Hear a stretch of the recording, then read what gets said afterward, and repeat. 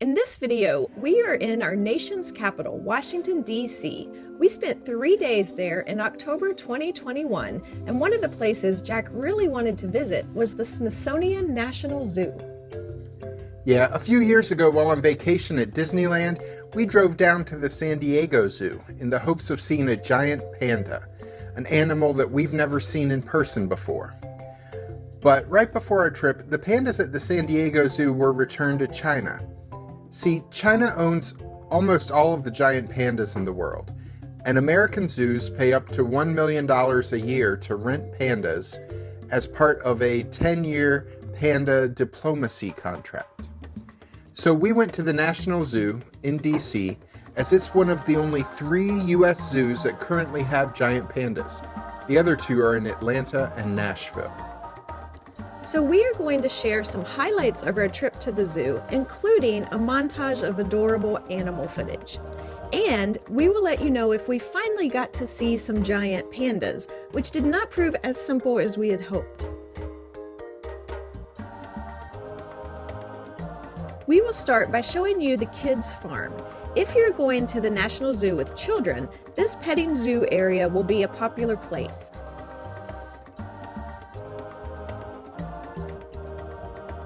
They have built an actual barn, and the area is inhabited by farm animals such as goats, chickens, donkeys, alpacas, and cows, most of whom you can pet if they come close enough to the fence to allow you to do so.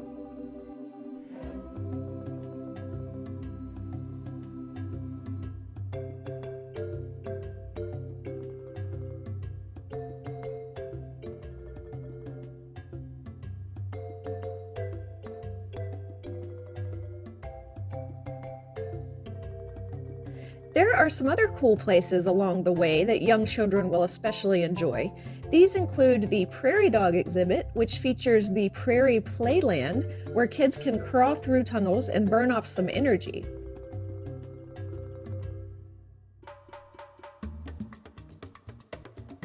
There's also a bee-themed playground for kids to enjoy.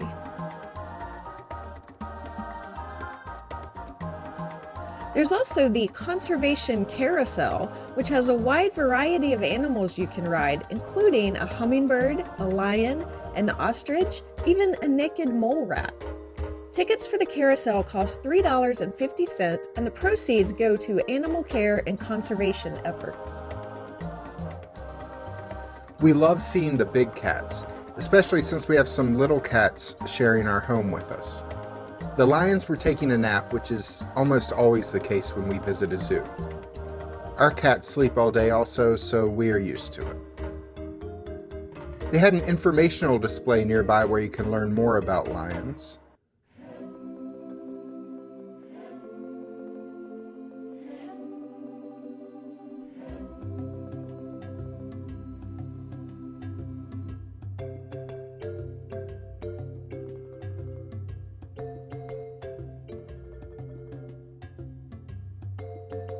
A tiger was out, but the tiger wanted to go in.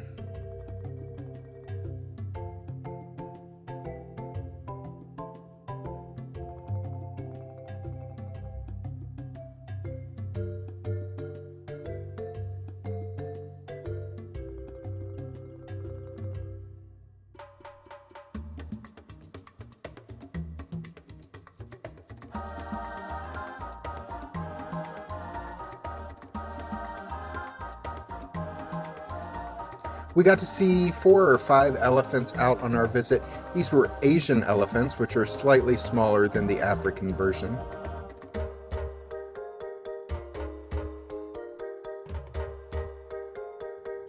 This was interesting. This is a Jeffrey's marmoset. They are tiny monkeys found in South America that are social, but this one was without a companion, so they put a stuffed animal monkey in the exhibit with him. The keeper said he does treat the stuffed animal like a living marmoset by grooming and cuddling it sometimes, which is adorable, and also sad. The website says he's off exhibit right now, so hopefully he's off living his best life with friends on a marmoset farm. Or maybe he and his stuffed animal will be back soon. The zoo has a primate house featuring monkeys, orangutans, lemurs, and apes. The apes were on break when we walked through.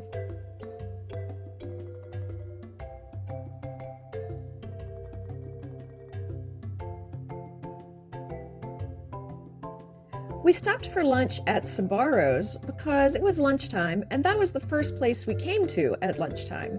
Seating was very limited here. Jack got actual Sbarro's food. He got a stromboli. This particular Sbarro's location also serves chicken tenders and hot dogs, so I got the chicken tenders.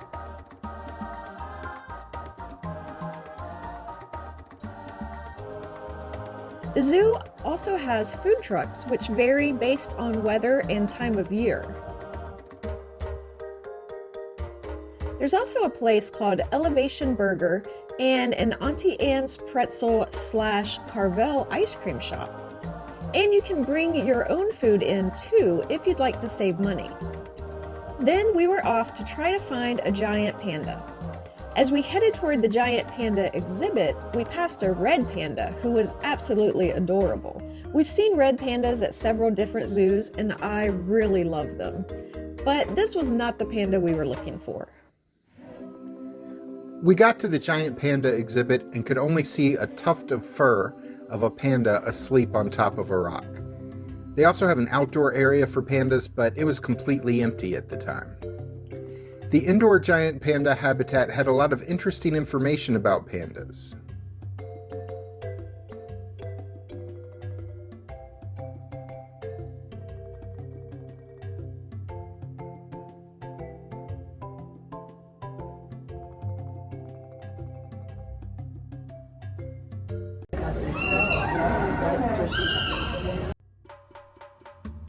But no pandas to be seen, except for a small part of the panda sleeping on the rock. We decided to go see more animals and circle back around in a couple hours in hopes of seeing a giant panda. Since this would be a very long video if we showed you all of our zoo footage, we're just going to share this montage of cute animals here before we circle back around to the panda exhibit. While you watch it, click the like button if you love animals.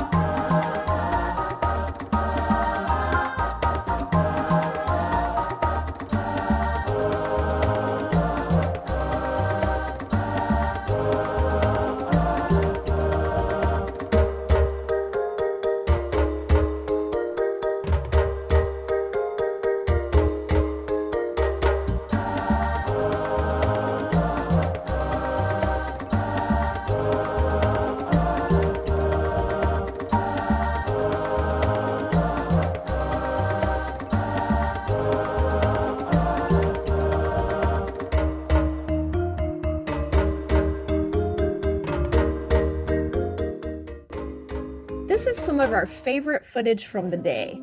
This exhibit said it featured golden lion tamarins and a sloth. We didn't see the sloth at first, but the tiny monkeys were adorable. Then we spotted the sloth in an animal carrier near the top of the exhibit, and a few moments later, one of the tamarins jumped in the carrier with him.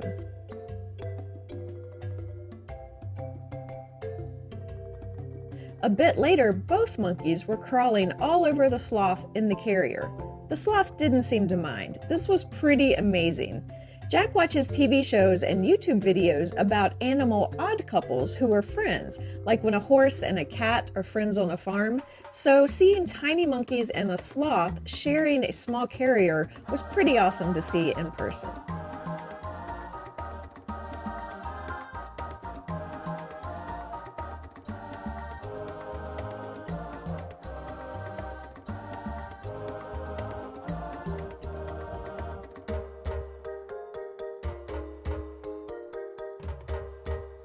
Then we closed out our day by heading back to the panda exhibit and ended up seeing two giant pandas inside. One was still being lazy and was mostly obscured. The other was eating, but he kind of had his back to us. Still not a great view, but I was satisfied that I had now seen a couple of giant pandas in person. When we went outside, the third of the zoo's 3 pandas was in the yard. We stood there along with a large crowd of people for about 10 minutes, watching this giant panda as he looked around, walked around, and eventually went back to the door of the habitat and requested to be let back in. It was wonderful. If you visit National Zoo, we suggest that you do not drive. Parking is limited and costs $30 per vehicle. We took the metro train to a station near the zoo and then had about a 10-minute walk from there to the zoo. The zoo is located along the Red Line between the Cleveland Park Station and the Woodley Park Station. We used the Woodley Park Station, which had the largest escalator I have ever seen. I don't love escalators, so this was brutal. It took a couple minutes to ride up, but it felt like much longer.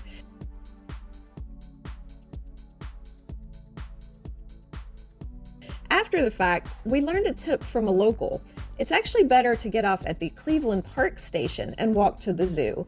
Then, when you leave, walk from the zoo to the Woodley Park Station. If you do it in this order, then you'll always be walking downhill. By exiting at the Woodley Park Station and heading to the zoo, our 10-minute walk was mostly uphill on the way there, though it was downhill on the way back, where we found an elevator because I was not about to get back on that escalator. As long as you don't park there, the Smithsonian National Zoo is free to visit, but for now you do have to get advance reservations through the website as part of their ongoing COVID protocols. At the time of your reservation, you have to reserve a parking space and pay for it if you're going to drive in. Click on the link at the end of this video to check out our animal exhibit playlist, which includes the San Diego Zoo, Discovery Cove in Orlando, Disney's Animal Kingdom, and other animal-themed places we've loved. I'm Alice. And I'm Jack. Please click the subscribe button and notification bell so we'll be sure to see you the next time we're traveling through.